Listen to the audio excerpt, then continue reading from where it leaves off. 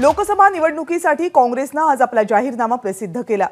GYAN म्हणजेच ज्ञान या संकल्पनेवर काँग्रेसचा जाहीरनामा आहे।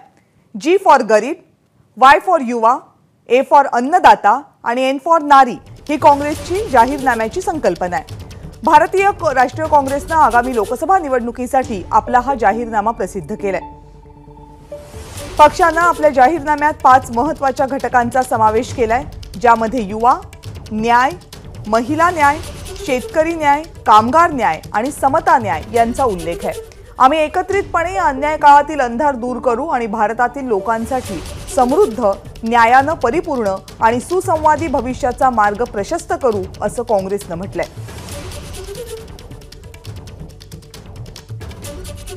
काँग्रेसच्या जाहीरनाम्याची आज जो जाहीर झाला त्यातली काही ठळक वैशिष्ट्ये आपण पाहूयात। महत्त्वाचे 10 मुद्दे पाहूयात। पहिला मुद्दा, जाहीरनाम्यामध्ये एकूण 5 न्याय आणि 25 गॅरंटी देण्यात आलेल्या आहेत भारतीय मतदारांना। न्याय अर्थातच नारी, युवा शक्ती, शेतकरी, मजूर असा जाहीरनामा आहे। प्रत्येक गरीब कुटुंबाला वर्षाला 1 लाख रुपये देणारी महालक्ष्मी योजना आणण्याचा उल्लेख या जाहीरनाम्यात करण्यात आलाय। सरकारी परीक्षा आणि नोकर भरतीची फी रद्द केली जाणार आहे। 15 मार्च 2024 पर्यंतचं शैक्षणिक कर्जावरचं व्याज माफ केलं जाणार आहे।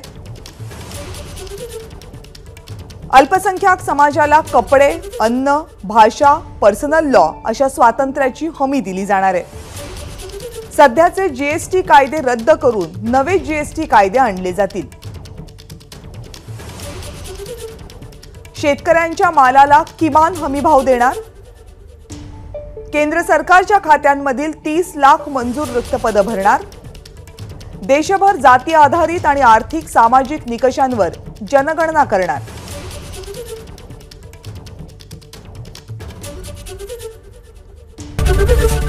एबीपी माझा, उघडा डोळे बघा नीट।